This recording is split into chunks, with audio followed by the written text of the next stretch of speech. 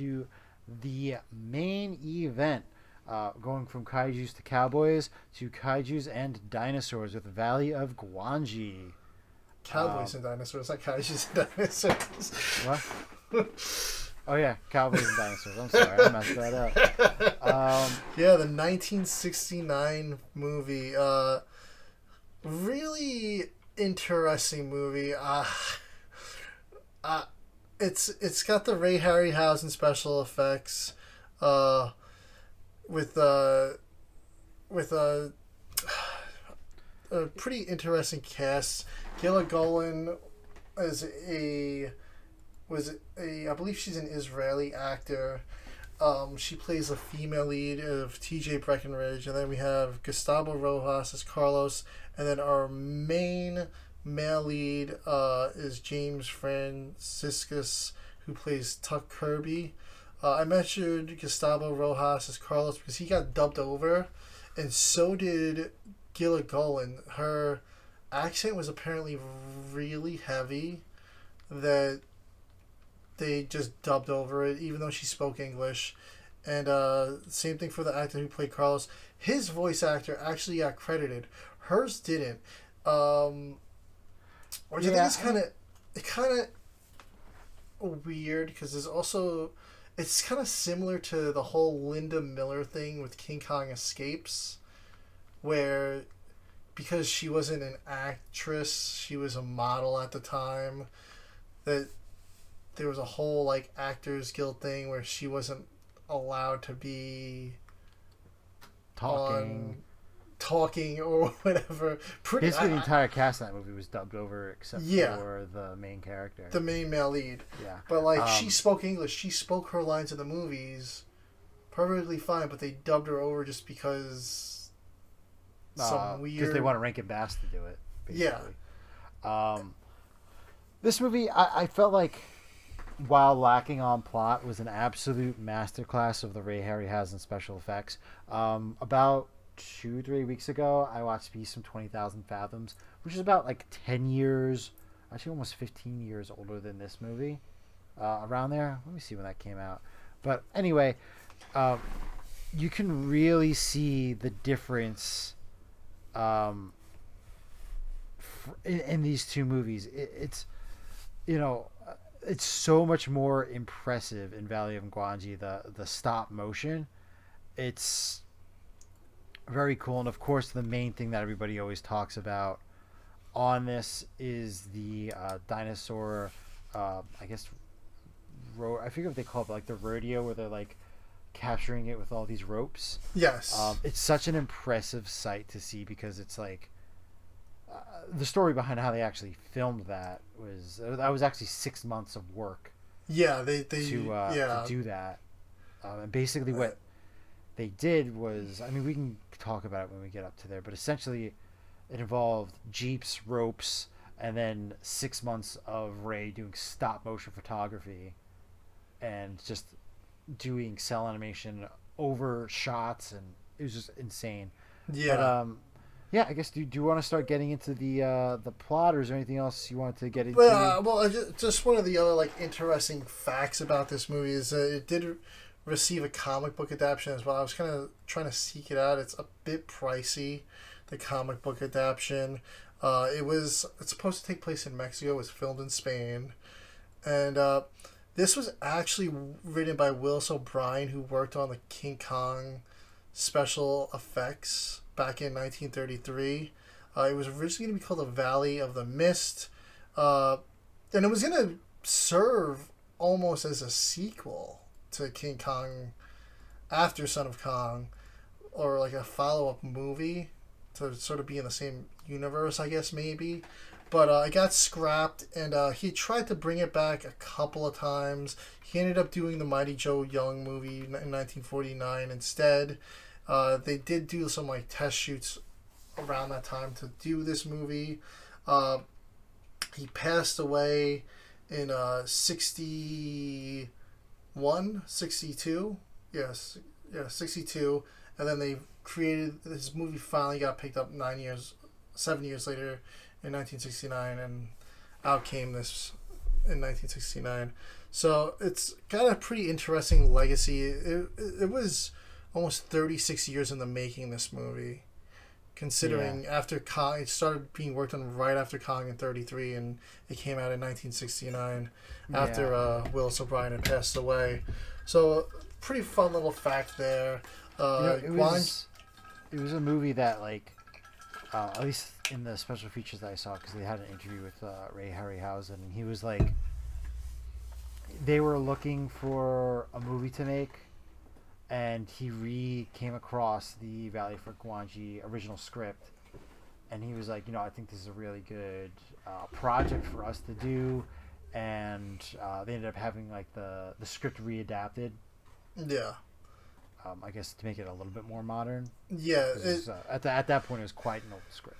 Yeah, and it didn't do well in theaters when it was released. It didn't get a lot of press or anything because in the middle of production, the studio was taken over by completely new management. It changed hands, and they didn't have any faith in the movie.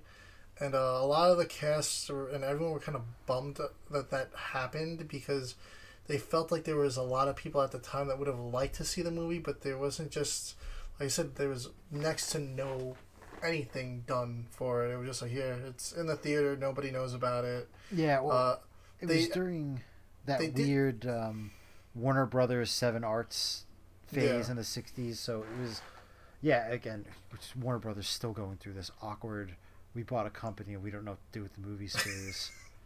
Yeah, I mean, they literally just did the whole 100 years of Warner Brothers thing, so 100 years later and they still are doing this crap. I guess things never change. Yeah. But the smart thing that they did do is they did eventually re-release it in theaters as a double feature the following year, and it did do better then. And it's become a cult classic. It's been referenced in other TV shows, movies. There is a scene in this where there's I can't think of the name of the little dinosaur. It got recreated in Jurassic Park.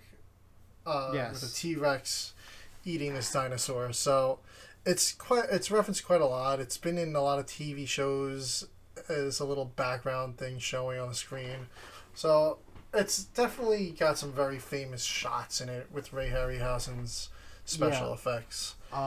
Which version of the movie did you watch? Did you watch the Blu-ray version or the DVD? Yes, the Blu-ray. Yes. Yeah. So on there they had like a special featurette, and they had the director of Jurassic Park 3 on there, and he was like, I tried to fit as many Gwangi references and stuff into Jurassic Park 3 as I could, and like shots and stuff. He was a huge Gwangi fan, so he was like, oh, now I kind of want to watch. He's like, I tried to take like certain shots or certain sequences and try to fit them into the movie best that he could. Maybe the Pteranodon scene. Oh, now I feel like I really got to watch Jurassic Park 3 after he tells me that. Yeah, he was like super into it, and they had a couple other ILM 3D modelers, and they were like, they're like, I can't believe like the quality, and the quality of the stop motion honestly really is the star of this movie.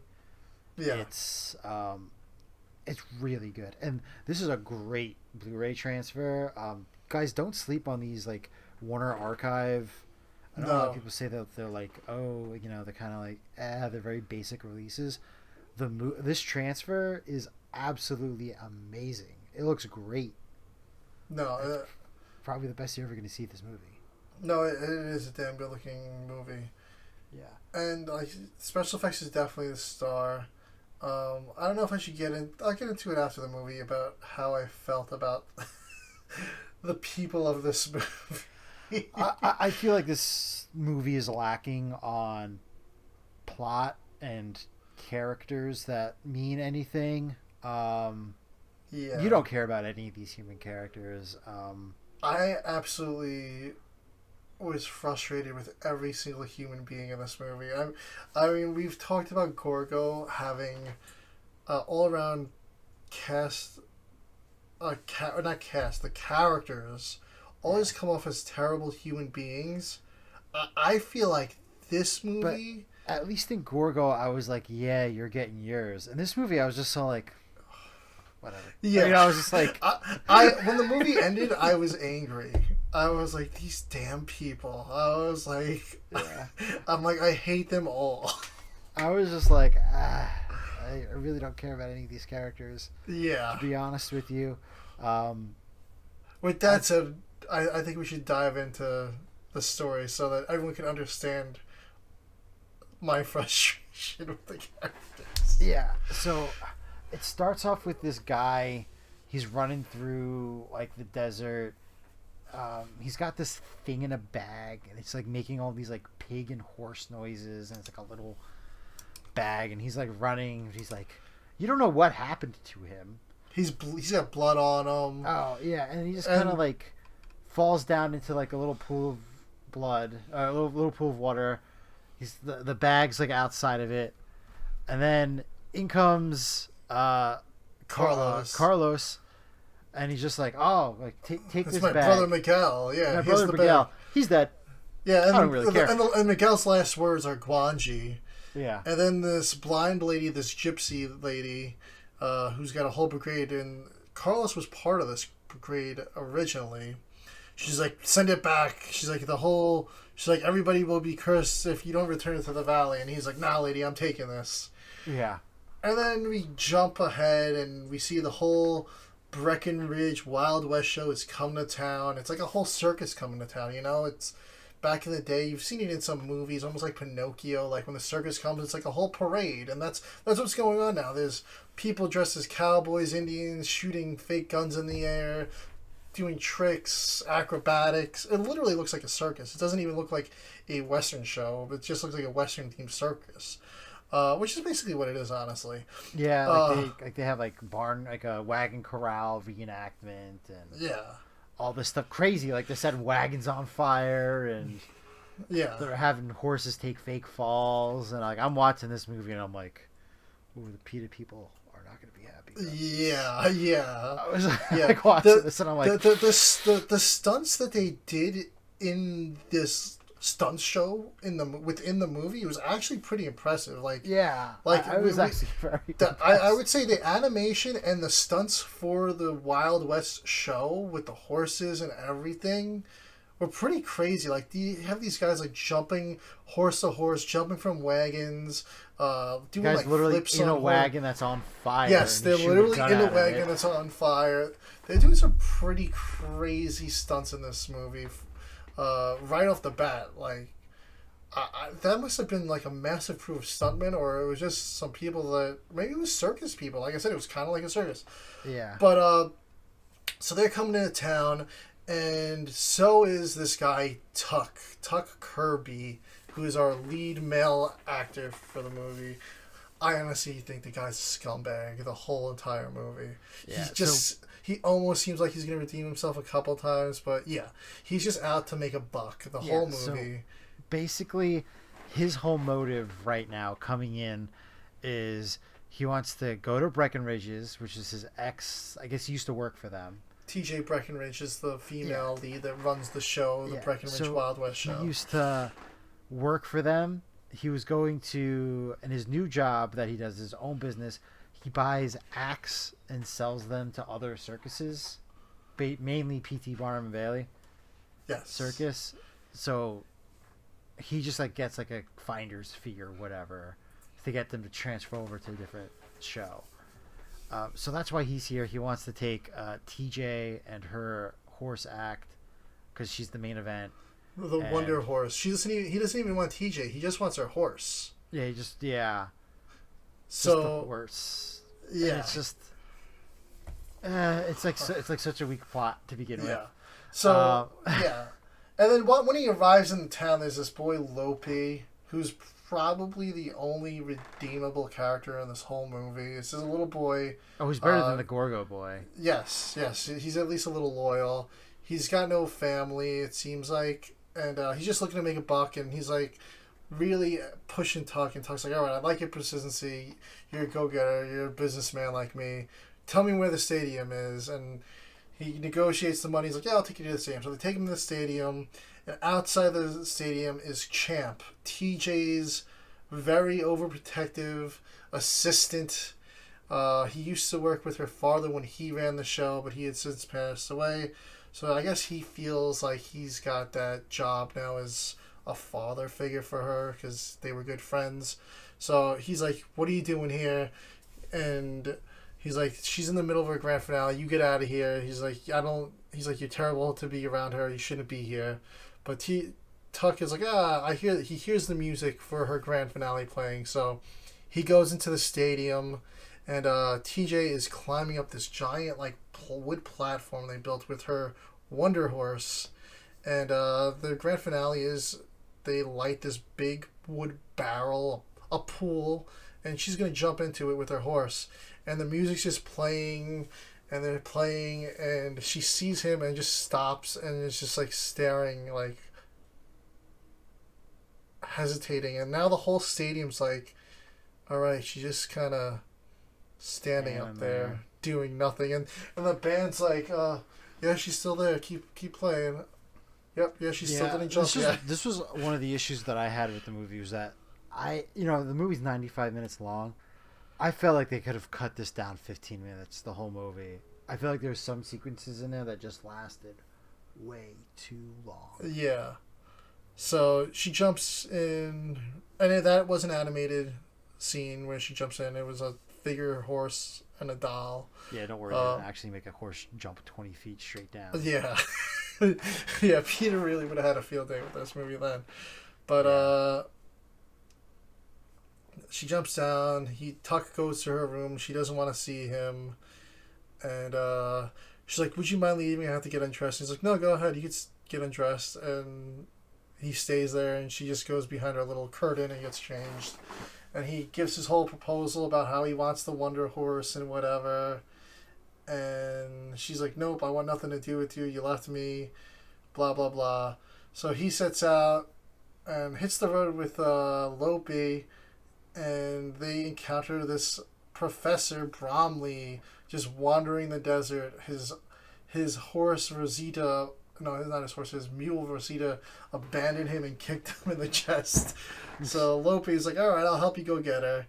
So they find the mule, and the professor shows Tuck this big bone. It's like a femur of an early man that he'd found nearby, and it's got these little horse footprints. What is the name of the horse? It's a really long name. Is it like Elvis or something? It's like Epihippopus or something like that. Yeah. It's called. It's some really long sciencey name, but it's supposed to be a horse that's like the size of a squirrel. Yeah, it's not very large. Yeah, I'm convinced I could find one or a fossil of one around here. And he's like, "It'll be a scientific breakthrough, and I'll get knighted by the king and queen back in London or wherever he's from." Yeah. So Eohippus is what it's called. Eohippus. Yeah, Eohippus. Yes, that's what it is. The Eohippus. And that's kind of what really starts kicking off the story.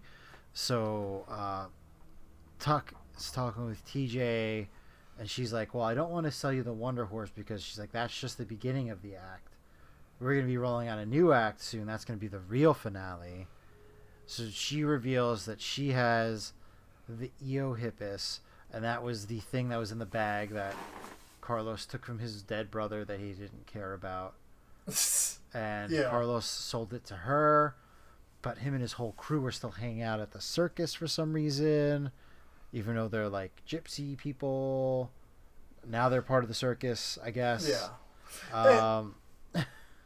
And the only reason why she's telling him this is because he somewhat gets on good terms with her, because he returns to the stadium again to try to negotiate a deal, and she's not buying it again. Carlos is like, "What is this guy? Get this guy away from me." And Carlos himself is kind of like has a thing for TJ. He proposes a relationship between the two of them. They want not only to be business partners but to be partners.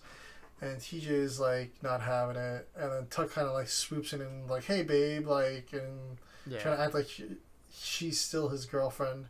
And while this is happening, there's a whole bull fighting thing going on, and they're done with the act. But Lope, for some reason decides, I'm going to just step into the arena and try to just coerce this bull to gore me.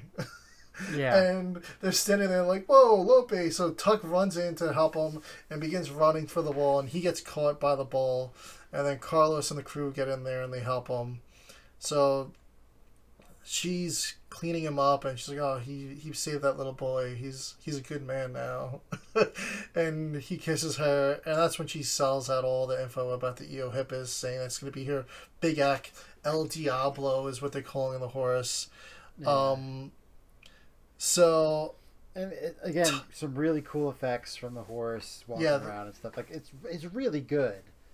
Like like even if you're not gonna watch the movie, you should still like I'd say it's still worth watching at least the special effects. So of this movie. And Tuck goes to Bromley and is like, hey man, I got something that you'd love to see.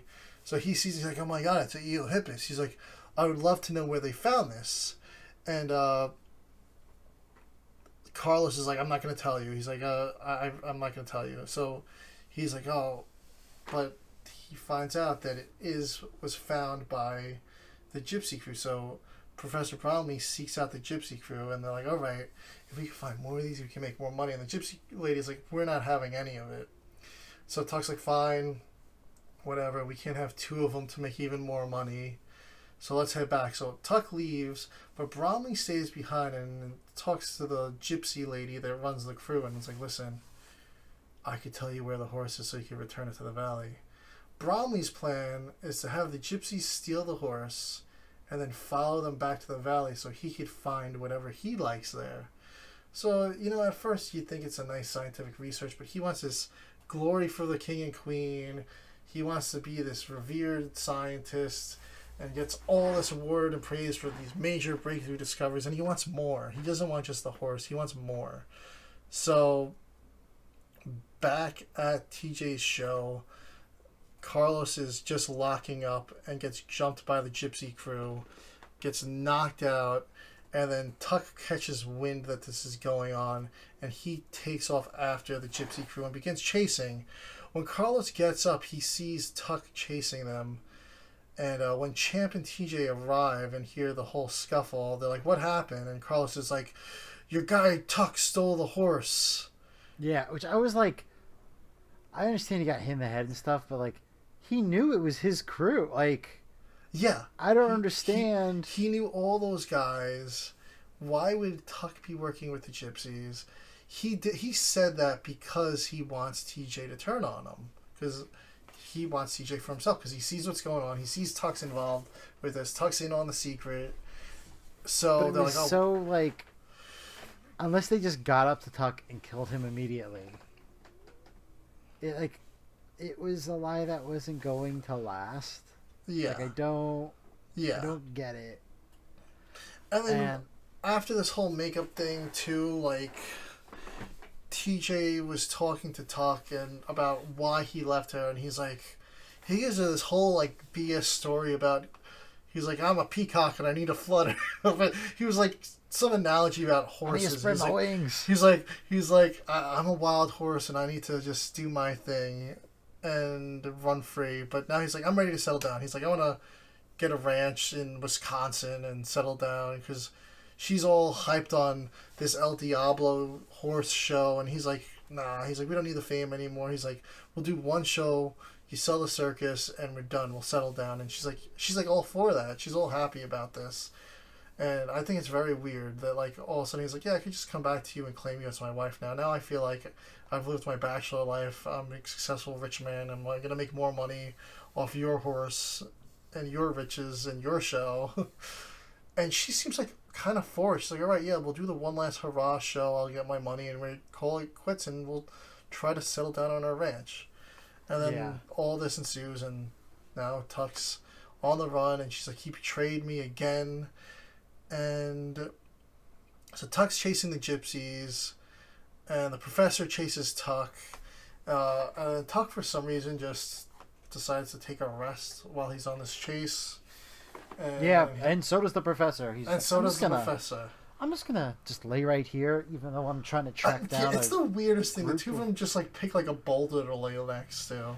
Yeah, And, so then they end up teaming up with each other as like a temporary alliance because and there's a reason. I don't know why. And They're Lope just like, is still just tagging along with the professor. yeah, and eventually We hear at this point when he meets up, we hear some like squeals, and they go running, and Professor's mule is missing again, Rosita, and we just see blood, and we see the pterodactyl like briefly on the screen, and somehow they didn't.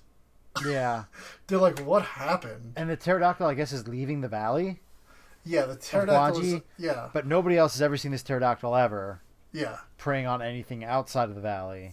And they just completely missed it because they were just talking. A giant dinosaur lizard bird. Yes.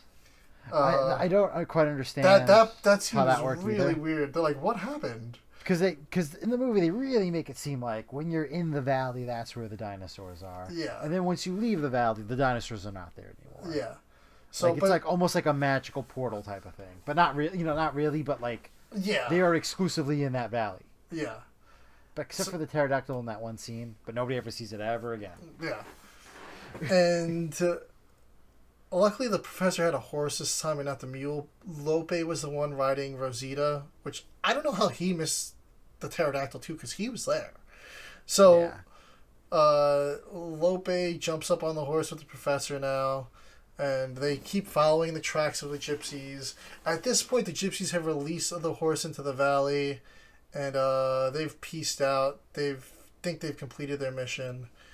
But Tuck arrives, and basically they all kind of show up at the same they all time. kind of show up at the same time.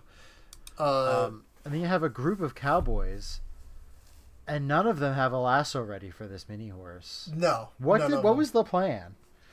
They were all just going to go on the ground trying to catch it? Yeah. So Like, they get there. The Eohippus still hasn't returned to the valley. It's just kind of wandering in the area. So they're all just chasing this thing around. And this scene, I think I heard they used a lamb, I believe, for some of the shots. And then it was also animated too. Yeah. But they're chasing this horse around, and then it runs into this little crack in the wall. They're like, oh, it's trapped. We're good now. Oh, but you missed the most important part. TJ eventually does lasso this, and then Tuck catches it with his hands, and for some reason lets go of it so it can go through the crack. Yeah, well, she's like, you get... Because he wants to be cute? No. She goes, get your thieving hands off my horse, and he's like, all right, and... She just, like I said, he wants to be cute. And one of the funny things about that is, so she lassos the horse and then it pulls her, and it makes like that funny like cartoon bonk sound when she falls down too. Did you notice that sound? I didn't notice that. Yeah, it was like that classic boom, like when she falls down. I was like, did they really just put that in there? Yeah, give that scene a rewatch. It's pretty. I laugh. That gave me a little chuckle. But yeah, she goes, "Get your hands off my thieving horse," and she just lets it. He lets it go, and then the horse runs into the crack in the wall, and that's that horse is his ticket towards having his dream life. Yeah, he just lets it go. Yeah. Why? Yeah. I mean, at this point, he is sort of trying to better himself because he did say he wants his dream life, and he's like, listen, we got to get the one show, and then I could settle down with this girl. Even though he was still kind of a dick, thinking he just kind of... I could just crawl back to her whenever I want. Be like, it wasn't me, it was the professor. I was trying to capture it for you. Yeah. Carlos knows this, but he's a two-timing boy. Yeah. And, like, that would be the end of the movie. Yeah. But instead, he was just like, hee. Yeah. He's like, I don't have time to explain myself, so I'll just let the horse go.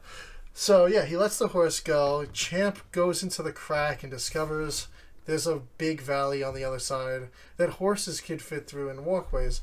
So they just tie a bunch of ropes around this boulder that's seemingly blocking that passageway, and it opens up a big crack in the wall that they can fit their horses through, and sure enough, they are in the valley. This is kind of where this movie shines. This is where a huge shining of the point. movie. This act. The build up to this did take quite a while. Yeah, this is like the first 40 minutes or something. It is a little slow the first half. So they get into this valley, but like Tuck, Carlos, and a third guy, they just go running in right away. They're just going. They're following the tracks, I think. And they take off, they're going. They're just wandering. They encounter this dinosaur on a rock, and that's when the Gwangi pops up, the Tyrannosaurus Rex. Now, or the Allosaurus. I think it's a Tyrannosaurus. It's originally supposed to be Allosaurus. So I think the box is Allosaurus. Oh, it does. But on the interview with Ray Harryhausen, he was like, they are basically the same thing. Yeah. And it's just a marketing thing. He actually literally says like T-Rex and Allosaurus. It's basically the same thing. One's just bigger. Yeah. And we just went with whatever the advertisers thought would be the best. Yeah. So they encounter that, but way back with the other crew where TJ is, Champ is, and pretty much a majority of the crew. Right now, only Tuck and the Professor and like one other guy there. Way back of the crew with the other people, Lope enters the canyon, and our pterodactyl Pteranodon makes another appearance and picks him up, claws his back, and they carry him away. And here, Carlos actually does something nice, and he wrestles that Pteranodon down to the ground, fights it. It's a really cool puppet that they had for this, too. They not only had an animated one, they had a puppet that looked like life-size. They wrestle that thing down to the ground. Carlos snaps its neck, kills it, and TJ's like, "What is that?" And I actually know what the professor was back with them still, with Lope. He eventually catches up to them. Yeah, he's like, "Oh my god, this is a scientific breakthrough. I'm going to stay here and research this." Now, Tuck is there with the other guys by this Tyrannosaurus. They're trying to clean up Carlos and Lope. Professor's just like, "This is amazing." He's like, "Forget the horse. I have an extinct dinosaur here. It's even better." But they get spotted by Gwangi, and they're like, "We are no effect on this thing. Bullets aren't hurting it." So they start retreating, and they're like, "We got to get the hell out of here. There's a giant lizard coming." And Bromley's like, "I'm staying. You go." And he doesn't have a horse anymore at this point. So they take off, leave him, and they begin to try to leave the valley, but they can't. They find shelter on a ridge, and the professor sees Gwangi appear, and he's like, "Oh crap, okay, yeah, I probably should have left." So he slowly creeps towards this cave, and not very effectively. He's tripping, knocking over stones. He's not very silent. Yeah.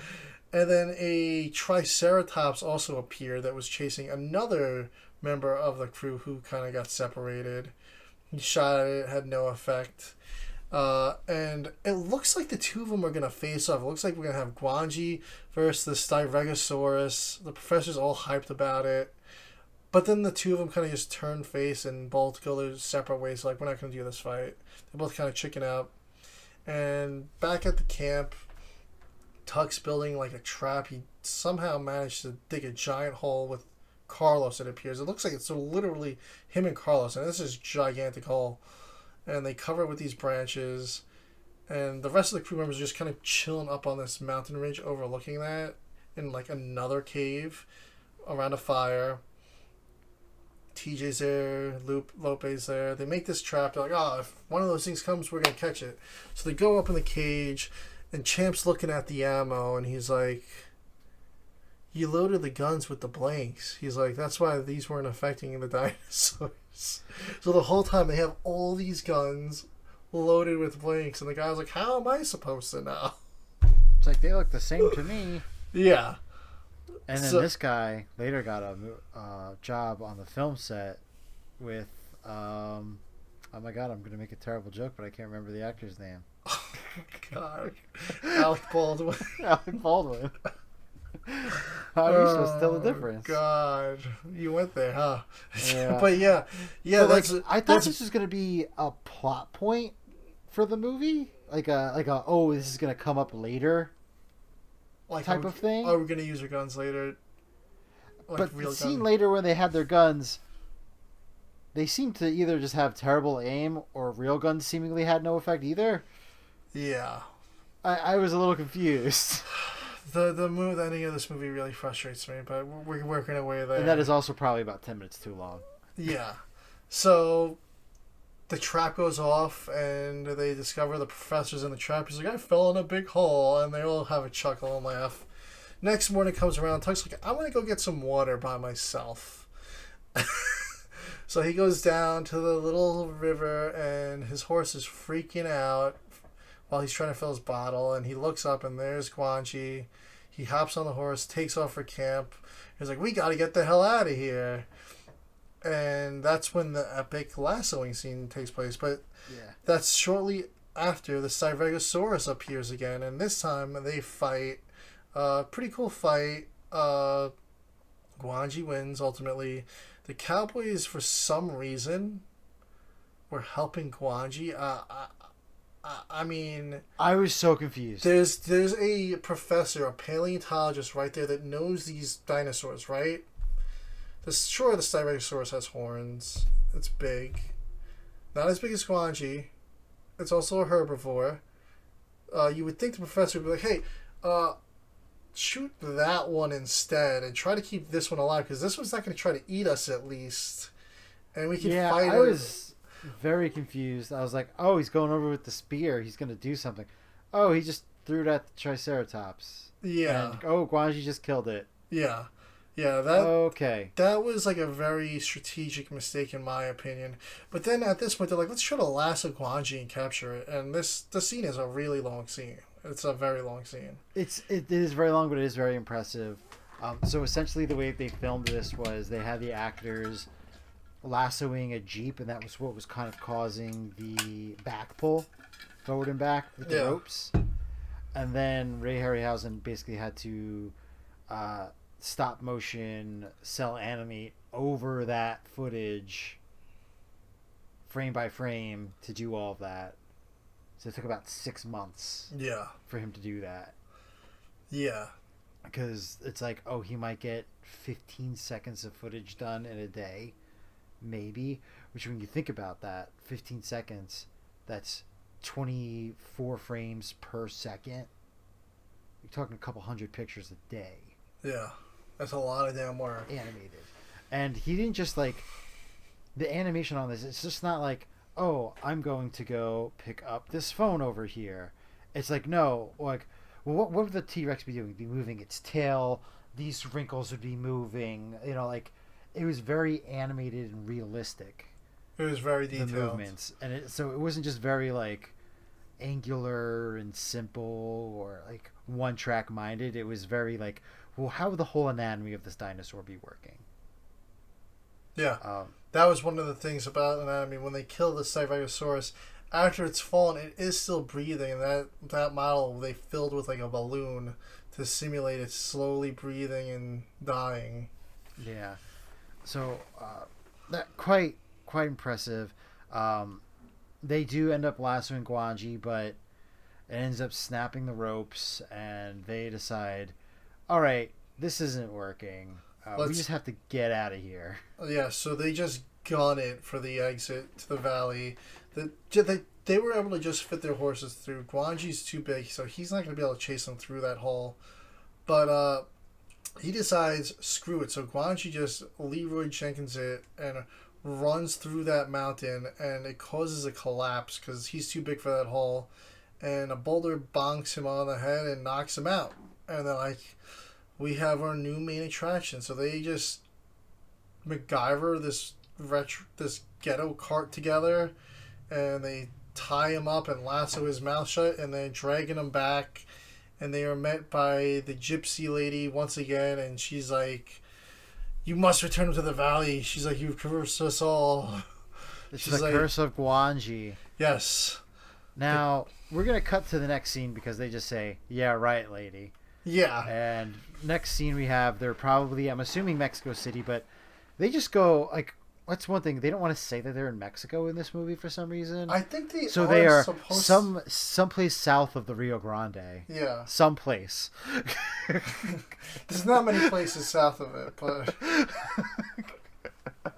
but so they go into this big show thing, and she says, beware the curse of Gwangi. Now, if I tell you, you better be careful, because I heard flat tires are going around and you might catch a flat tire. And then I go and I stick my knife in your tire and walk away. Is that a curse? Is that a flat tire going around? Or did you just cause something to happen? Yeah, so she's a pretty crappy character too, along with her crew. So she sends her fellow gypsy into the show. They both sneak into the show.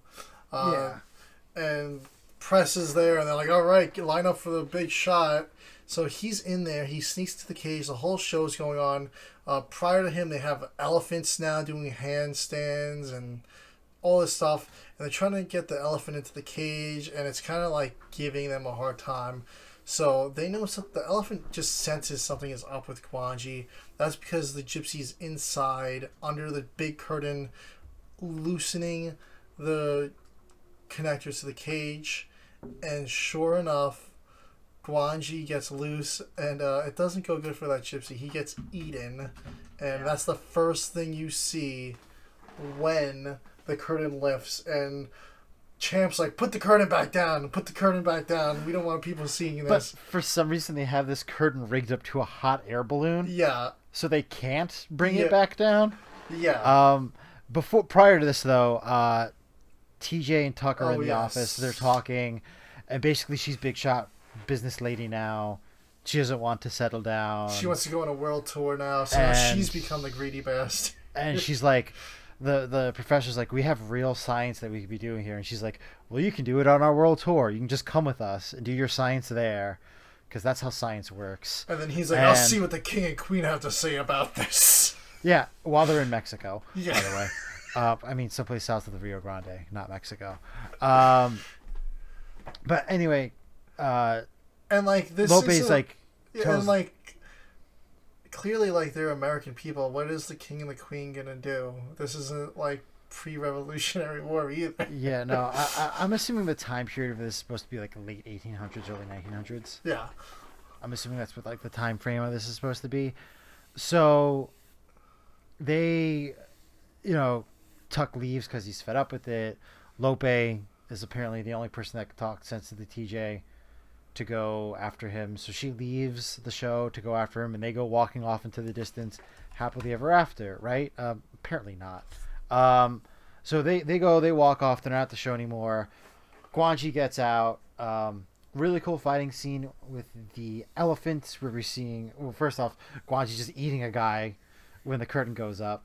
Breaks through the cage because the bolts are all undone. The elephant didn't return because the elephant was giving them issues. So then Gwangi kills the elephant. Everyone's running out. And then Guanchi's trying to get out. Because again, it's like a really small tunnel. And instead of closing the doors, Gwangi just runs out into Mexico City. Yeah. I'm assuming it's Mexico City. And it's crazy. Like, as soon as the curtain lifts, like, the whole entire stadium just immediately begins emptying. Yeah, they're like, this is a bad idea. It's just all of Mexico City just running. The gypsy gets hers now. She sent her little assistant to go free Gwangi. She gets trampled to death. Just like that one guy in Gorgo got trampled to death. She gets trampled to death. So she got hers. Yeah. We also forgot to mention that when they were retreating the valley, Gwangi chopped down on Carlos, and he's gone at this point. Oh, yeah, Carlos is gone. Yeah. But like, and they don't even missing are we missing Carlos? Nobody doesn't even nobody bats an eye. Yeah, they're just like, oh, what happened to Carlos? That's literally what happens. I thought they were going to go back for him. Yeah, after Gwangi gets knocked out, they're like, oh, where's Carlos? I'm like, maybe, whatever. Sure, whatever. He's with his brother now. Yeah, he's with his brother now. Yeah. So yeah, the city is just in chaos now. Everybody's running. Now, this is one of the things that bothered me, this part of the movie. So there's like hundreds of people now. They had like 12 guys when they were in the valley. that were lassoing this thing, and at the time, I think it was 4 of them were actually attempting to lasso it. The rest were just chilling up on the ledge with spears and sticks. Like, they have, like, the full crew that has clearly been handling Gwangi. I mean... And real guns. And real guns. And how did they get him in the cage in the first place? Because he wasn't in the cage when they were transporting him. So, clearly they've handled him. But instead, they're like, panic mode, dude. Let's just run. No backup plan, no nothing. There was nothing. Like, clearly, like... And clearly the cage wasn't bolted to the ground. It was just closed. And it's not like they had the cage. So if Gwangi moved, the cage would have just went off the stage and then it would have tipped over. Exactly. And not like... yeah. And the cage wasn't just there when they brought him back. Like, how did they keep Gwangi knocked out? Like, clearly they had handled this side of the cage around. Like, I was very confused. Instead, they all irrationally just run. And they all end up in the whole city ends up inside this massive cathedral church, huge. And then when Guanchi's approaching, they're like, "All right, let's block the doors. All right, let's unblock the doors now." And everyone go out the back, and Tuck's like, "I'll guide him in here." So Tuck guides him to the church. But he's got a gun, and I don't think he hits Gwangi once. He throws the gun. He shoots. Yeah, he's like throwing the gun. He throws the rifle at Gwangi and just was like, "All right, let's go in the church. Everybody run out the back door." So all that's left in the church is TJ and Lope. They're stuck under like this platform in the church, and Gwangi's too small to get underneath it. So Tuck runs up the stairs and is waving his arms. He takes a flag and spears it in the eye, and it flips out, and that's their opportunity to run. So they're running out of the church, and they can just keep running and lock him in the church. But instead, Tuck takes a moment to grab some incense and a candle and just throw it and start a fire in this massive, immaculate cathedral. It's like burning in the middle down of the town, and it just starts a massive fire. Yeah. And then that's the end of the movie. Yeah. And then the whole thing, and they're watching it, and they're like, everybody's all that's going through my head is they're gonna get so sued. Yeah. Who's liable for all this? Yeah, they're burning down this like immaculate church that's like probably a historic landmark, and everyone's just kind of standing there like Champ's like, "Oh, there goes my money," because like he became a greedy bastard too. TJ's world tour is crushed. Tuck is just staring. They didn't get to tell the show. He's like, "I just burnt down a church. I didn't have to. We could have wrangled this thing up, not had to kill it. I burnt down a historic church." And then Lope's like one of the last ones you see with like a tear rolling down his face. I don't know if he's crying because Gwangi's getting killed. His church in town is being burnt down. But clearly they had the thing trapped. Tuck did not need to burn down the church or kill Gwangi. They handled him once before. The ending made no sense to me whatsoever. Yeah, it kind of just ended. They're like, "Yeah, we burnt it alive." The end. And like I said, I just hated all these people in the movie. Lope was the only redeemable one. He was just an innocent kid just trying to survive, make some money. Everyone else was trying to make money too, but they were just greedy bastards. And even TJ in the end, after being abandoned by this jerk, she just quickly comes around because it's an old love of hers, and she doesn't have any rational thought to... Like, she just has, like, no self-esteem, it seems like. She's like, "Yeah, you know what? I'm settling down with this guy." Meanwhile, she's got Carlos falling at her feet. She's got, like, any guy she wants. And she's like, "No, this is the guy." And Champ, Greedy, all of them were, like, terrible people in this movie. And I was just so frustrated when this church is just burning to the ground. I'm like, really? That's what you did? You burnt down this historic landmark in the town that clearly everybody sought out for shelter. Like... It was an important place in the town. Like, everyone could have just ran back into their houses. They're running by all these buildings. Like, this dinosaur cannot get into a single one of those buildings. This is the only building with giant doors that it could get into besides the stadium, which is another thing. It seemed very, like, I don't know. I just feel like the end of the movie just was over elaborate for almost no reason. I think it would have probably been better if they like trapped it in the Coliseum somehow, and then like they do something there to end the movie. It seems like they kind of ran out of ideas on how to actually bring the story to an end. So, like I mentioned earlier before the show, the studio changed hands. So and the production, like you said, it took 6 months to shoot that wrangling scene. The director kind of got bored with the movie, and he kind of just wanted to be done with it as well. Like, he lost interest in it. So I think that's kind of why we got the ending that we got. I'm guessing we couldn't see Gwangi get wrangled again because they didn't want it to turn into a 12-month production to do that scene. Yeah, but like lower the gate in the Coliseum or something. Something simple to knock it out. I mean, you're in a city with tons of things you could drop on it. You didn't need to drop an entire cathedral on it. Yeah. But they did. For a second, when they were like all everyone's running through the tunnels and stuff, I thought they were just gonna close the gate on Gwangi's head and just like guillotine it or something. Yeah. Yeah. And I thought that would have been probably just fine. I mean, it seemed like it already seemed like the movie was a bit long. Yeah. To be honest with you. Yeah. It's 95 minutes, and I was looking for it to end. Yeah, that opening is way too long. I wish they spent a little more time in the valley and we saw a little more. Yeah, I wish there was more time in the valley because that was really where the magic of the movie was. Yeah. The story that they tried focusing so much time on was kind of nonsensical, and it was just there.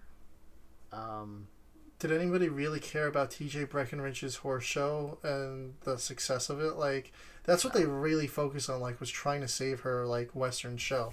But it didn't seem like... See, the problem was the show that they showed that, like, we got to attend looked like it had decent attendance. It had great acts. Like, at no point did I feel like this was a struggling show. But they acted like it was. Yeah.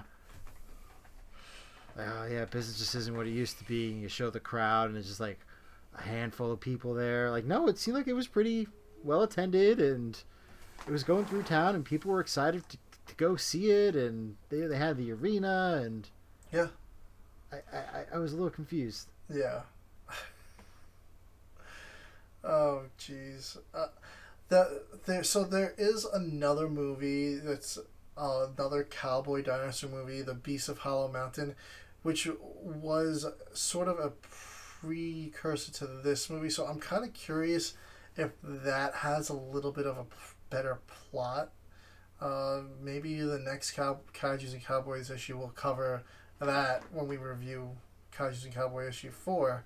I'm kind of curious to see. I mean, this is a very different genre with Kaijus and dinosaurs. I mean, see, now I did it. Cowboys and dinosaurs. Cowboys and dinosaurs. So, I actually did back a comic book called Cowboys and Dinosaurs recently on Kickstarter, and I actually think they're getting close to fulfilling that, so that'll be an interesting one for me to cover on the channel soon, too. We'll be sharing that one out. But, it's a nice combination of things. Cowboys was always a popular thing around the time this movie came out. So I'm curious to see what other movies did with this type of crossover here. And there's not a lot of them. Yeah. But yeah, it was great to see the effects. I mean, I can't really understand how cool it is to watch that stuff. So for that alone, I would say, like, especially if you're like into movies, and you're into special effects, it's Ray cool just to Harryhausen. watch for those scenes. Yeah. And it's only 95 minutes, so while it does feel very long because the plot is kind of dragging, it is a quick watch if you're into that type of stuff. So you can it's more of something that you can appreciate more than actually enjoy the plot. Yeah, the special effects really carried this movie. Yeah, it really was great to see the progression from Beast in 20,000 Fathoms to Gwangi as far as the stop motion effects go. Oh, absolutely. Yeah. Yeah. And like I said, I my final feelings on this movie was I was angry that they had to kill the dinosaur hated the people. I felt bad for Gwangi at the end of the movie, honestly. I mean, he was just minding his own business in the valley, and they kind of just came in there to ruin his day. Yeah. Yeah, I mean, it's similar to Kong. You know, they dragged an animal out of its natural habitat, brought it for a show. The show went awry, and the animal ends up dead because of just mishandling of the humans. It's a very similar story, and as we said, it was supposed to sort of serve as a predecessor to Kong at the time. Yeah, but the plot to the characters in Kong were more well rounded. You cared about them more. Yeah. They tried to be poetic with the whole beauty that killed the beast thing. This was just kind of like, oh yeah, that's the movie. Thanks for watching. Yeah, I was like, wow, that's the end. Like, boom. I was like, when the building started burning, I'm like, it's just gonna end with this building burning, isn't it? Yep. Sure enough, it did. Yeah, but thanks for. I think that's basically it. That's it, guys. Done covering this movie. Thank you guys for watching. We'll catch you in the next episode. It's probably going to be our Godzilla Kong New Empire episode. Yeah, I believe that's our next episode, and I think we could probably be close to the Kaijus and Cowboys campaign. So I'm thinking following that episode, we should have Frankie and Matt on the show. We got to see how their schedule works, how our schedule works. Yeah, we'll see what we bring after that. But Godzilla, Kong, the New Empire, I'm really excited for it. Looking forward to it. It looks like a really fun movie. Adam Wingard already said he's got ideas for a sequel. And I'm here for it, man. I like the fun. There's still a portion of the fan base that are just like, please let it end. I'm like, just have some fun with the movie. Like, you just got -1. Yeah. Like, we need, the way I see this movie, it's GTA for Godzilla. Yeah. Like, that's the way I'm seeing this. We're just here to have fun. It's Fast and Furious for Godzilla. Somebody called it the WrestleMania of monster movies. I saw it today. Yeah. Like, yeah, like, it's just have fun. Yeah. Just go and have fun. Like, yeah. People like the CGI is going to look terrible. The plot makes no sense. You don't even know what the story is yet. Calm down. Yeah. But, I guess we'll catch you guys next time. All right, guys. Thank you.